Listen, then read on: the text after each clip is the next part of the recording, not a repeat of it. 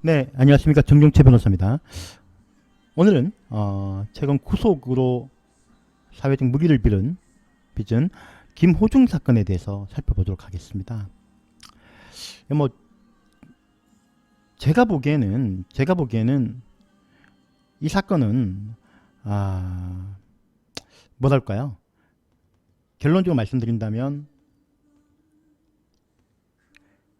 이게 조직적이고 지능적인 사법 방향인가? 그렇지 않다고 생각합니다. 조직적인 것도 모르겠고요. 아주 엉성하고 어설픈, 오히려 무지능적인 사건으로 보입니다. 과연 뭐 그 당시에 제대로 된 사고를 했다 그러면 단순히 그냥 음주해서 간단한 대인 사고 낸 거잖아요. 접촉 사고. 근데 과연, 그리고 우리나라에서 CCTV 다 달려 있고 경찰 검찰의 수사력이 얼마나 대단한데 그게 숨겨질 수 있을 거라고 생각합니까? 근데 그걸 증거인멸, 범인 도피 뭐 이렇게 나가버린 거,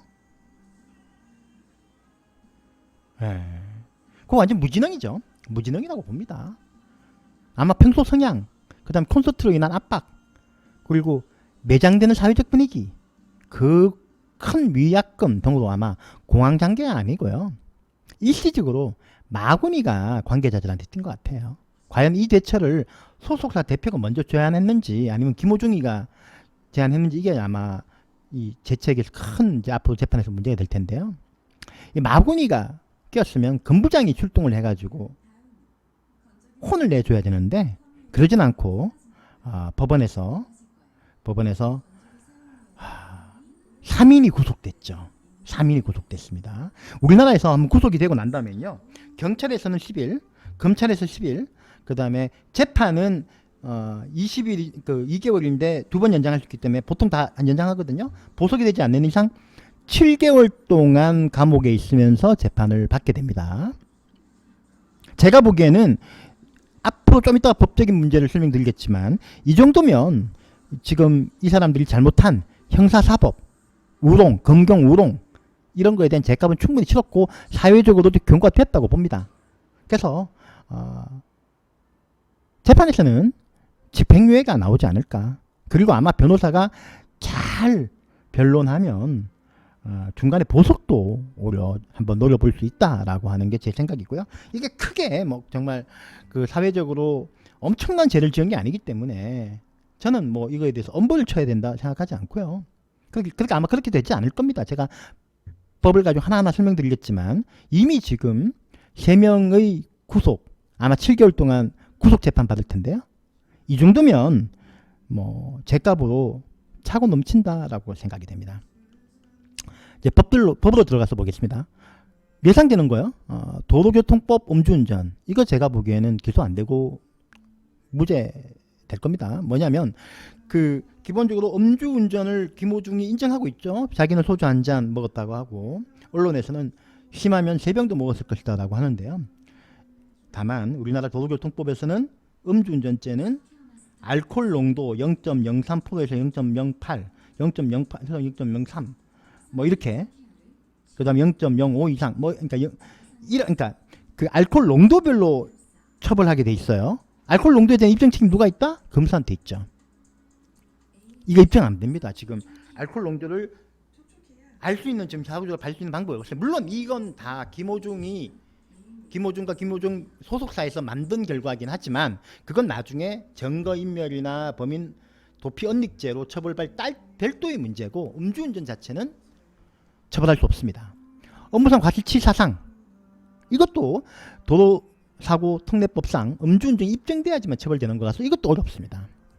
도로교통법상 사고 미조치, 구호 조치를 안 한 것뿐이 아니라 연락처 안 제공한 것도 되기 때문에 요거는 아마 성립될 텐데요. 이 큰 죄는 아니죠. 다음으로 언론에서 많이 얘기되고 있는 거, 특가법상 치상 후 도주죄. 이거 성립한다고 하는데 저는 성립하지 않을 가능성이 큽니다. 왜냐하면 판례 2주 진단밖에 못 받았거든요. 피해자가 2주 진단은 사실 교통사고 나고 허리 아프다고 하면 나오는 진단일 수 있어요. 이 판례는 2000년도 8년 중에 하나는 일주 진단의 경우에는 상해로 평가될 수 없을 정도의 그냥 별게 아닌 상처로 치료할 필요성이 없으니까 치상후 도주죄 성립 안 한다라고 하고 있어요. 1주, 2주가 뭐 큰 차이가 있을까요? 제가 보기에는 이것도 성립하기 어렵다라고 생각을 하고요. 그 다음에 특가법상 위험운전죄. 언론에서 이것도 성립한다고 얘기하고 있죠. 음주 측정은 못했더라도 여기는 구성요건이 그 음주 또는 약물의 영향으로 정상적인 운행이 곤란하면 되는 거 아니냐라고 돼 있다. 근데 이 조항 자체가 원래 도로교통법이나 이런데 음주운전 업무상 과실치상죄를 더 엄하게 처벌하기 위한 특별법이거든요. 성립 안 한다고 봅니다. 음주 알코올 농도 입증하지 못하면 기소하기 어렵습니다. 음주 또는 약물의 영향으로 정상적인 운전이 곤란한 경우를 검사가 입증해야 되는데 이거에 대해서 수치가 있다면 충분히 입증을 할 수 있겠죠. 수치가 없다면 매우 특별한 사정으로 이 사람이 운전 자체가 곤란했다는 걸 입증해야 되는데 어렵습니다. 뭐 소주 한 병 마셨다고 자백하는 가지고는 어렵고요. 소주 3병 마셨다. 그게 과연 완전 입증될지도 의문이거나 사고 후에 김호중의 행태를 보면 운전해서 빠져나가가지고 전화하고 호텔 가고 이런 거 보면 아주 심하게 음주해서 정상적인 운행이 곤란한 상태인지도 사실 오히려 반증입니다. 아닐 것 같아요. 그 다음에 범인 은닉 도피죄, 그 다음에 방조교사. 범인 은닉 도피를 한 사람은 정범이고 이걸 방조하거나 교사한 사람은 방조나 교사범으로 처벌받는데요. 여기서 또 핵심 중에 하나가 이게 뭐냐면 그 허위 자수한 거거든요. 매니저가. 근데 매니저가 친척형입니다.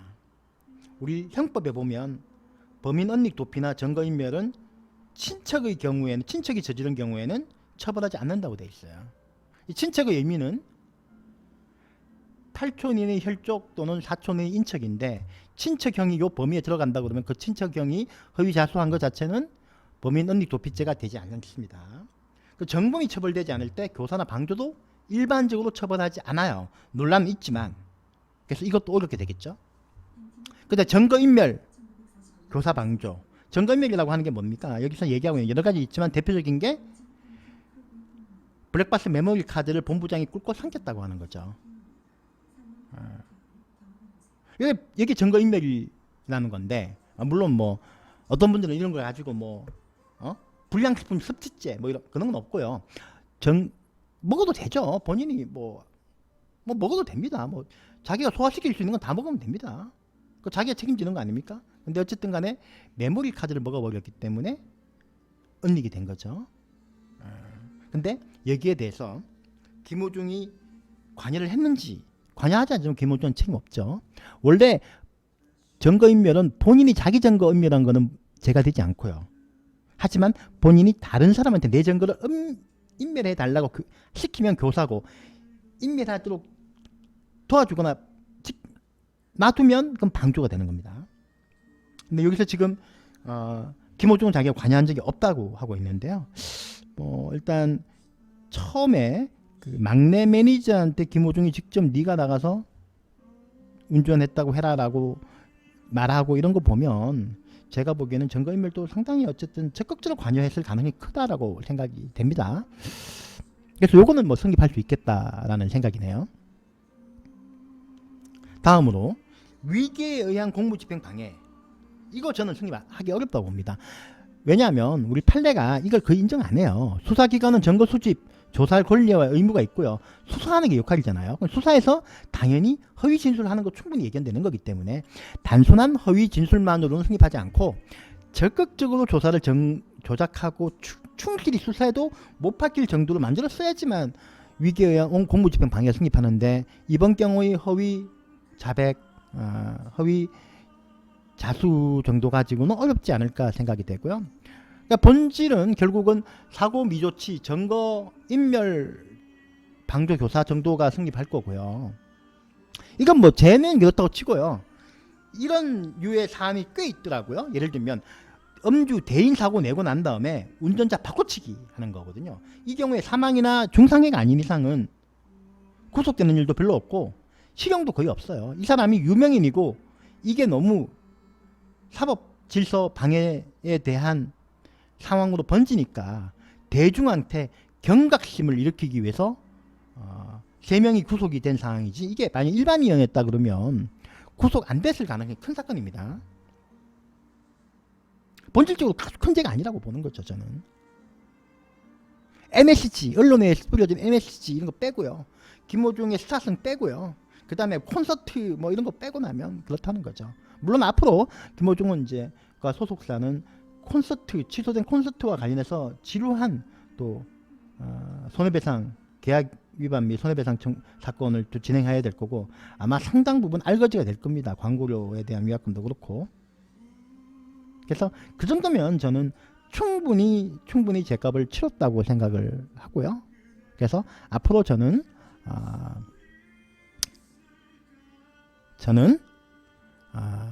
재판에서는 집행유예 정도가 나오지 않을까. 그 다음에 잘하면 보석도 된다. 그리고 이게 아까 얘기했지만 애매모호한 법제가 정말 많죠. 그렇기 때문에 검찰 단계에서 검사가 어떻게 봐주는지가 되게 중요한데, 대형 정관 조난관 변호사를 선임해가지고 큰 역할을 할 겁니다. 뭐 또 아마 또 추가로 재판을 담당할 변호사들을 또 추가 선임할 거라고 보여지고요. 아마 화려한 변호인단으로 인해서 더 실형이 나올 가능성은 낮아질 거라고 생각이 됩니다. 보석도 가능하고요. 원래 이런 거는 그냥 그 순간 그냥 마구니가 머릿속에 낀 거였죠. 그러면 우리 궁예가 금부장을 불러가지고 철퇴를 해야 되는데